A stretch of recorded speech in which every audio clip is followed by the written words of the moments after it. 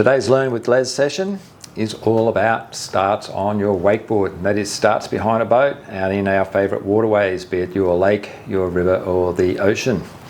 So one of the key ingredients for learning to start on a wakeboard is being able to get your beginner relaxed and using the correct equipment. So we're going to make the assumption you already have your sun shirt sorted, your sunscreen, you've got a pair of wet pants if that's what you need, or board shorts, a wakeboard, a rope and handle, just a short V. Keep it simple, short V. Rope can be poly, which has got a fair bit of stretch, or better still, if you can use Spectra or Dyneema, you'll get a more consistent pull from the boat. Okay, wakeboard. You don't want a wakeboard too small. As a beginner, surface area is key. The bigger the board, the more lift and the more progressive the start will be. However, if you go too big, the feet placement may be too far apart and not suit your small kids. So have a look on our website, have a look on our resource page, and we have a sizing chart to help you select the right size board. But anyway, we'll make the assumption the board's the right size. When we start, we're going to have the boots set up symmetrical. So we have the same angle out on both our feet. The boots are equidistant from the end of the board because the boards are quite symmetrical. We want to teach our beginners to ride the board either left foot or right foot forward, and once they've got a couple of starts, switch and come up with the other foot as the lead foot. Bank drills. Get your beginner on the bank. Sit them down, get their feet in front of them at about the correct distance apart. Bend their knees. We want better than 90 degrees. The more bend you can get, the better it is. The more bend you have, the closer your heels and your backside will get closer together and you'll come up more progressively. Your arms will be relaxed and out in front of you. If you're going to be coming up left foot forward, you want to bring your left knee up to be inside of your left arm. So left knee, left arm. If you're going to be right foot forward, the right knee will be inside the right arm. Now with the other arm, what do? Well, if you're left foot forward, your right elbow will be on the inside of your right knee. And what that does, it positions the handle slightly closer to your leading foot. So when it pulls the board and it pulls your body, it's going to be pulling you slightly to that left side, being left foot forward. The board. When you're in the water, the board initially, you probably put like this, but before the start, if you're going to be left foot forward, your arms are going to be roughly here and here, and the handle will be more here, already closer to that left foot. The board wants to be at a slight angle like this.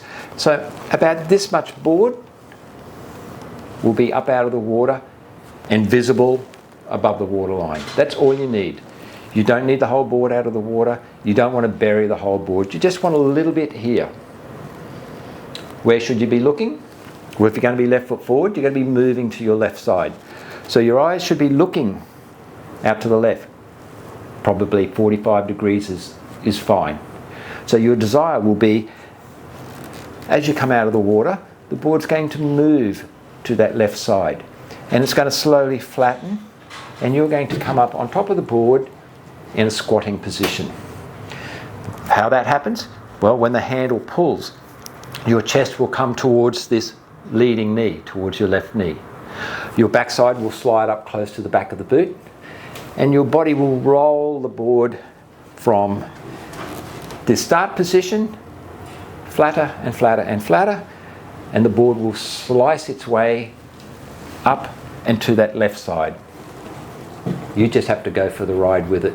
No standing, no pulling, just staying flat on your feet, arms biased towards that left knee, eyes looking to the left. When do you stand? How do you stand? You stand when the pull on the rope is less. That means the board's lifted the bulk of your body out of the water, the board is now gliding, and you can very slowly and gently stand. Do not pull on the rope, do not push the board away, it's merely standing up and looking out to the left. Arms stay relaxed, legs carry your weight. Slow, progressive. If you find the board's getting a little bit slippery, next time you try, lift your toes. So just lift your toes up as if you're trying to lift them away from the base of the boot. That's all the leverage you need to add a little bit of edge to the board to help it track and move out to the left side to give you that stable feeling. Do not pull your arms in. Leave your arms out. Think left hip, left ankle bone, left shoulder is helping you drive out to that left side. If you're right foot forward, it's the mirror image. Everything is just reversed. The right arm is on the outside here, the left arm is on the inside here. The right end of the board is slightly up out of the water, and you'll be looking and moving out to the right. If you do your starts this way, your starts will be progressive. Your boat driver will have a much easier job in accommodating your moves on the water. If you move quick, you get a quick reaction. It's much harder for a boat driver to accommodate the changes in a rider if there's very quick results and quick action. So slow down, be very deliberate, very conscious, let your driver help you. Okay, that's it for getting up on a wakeboard.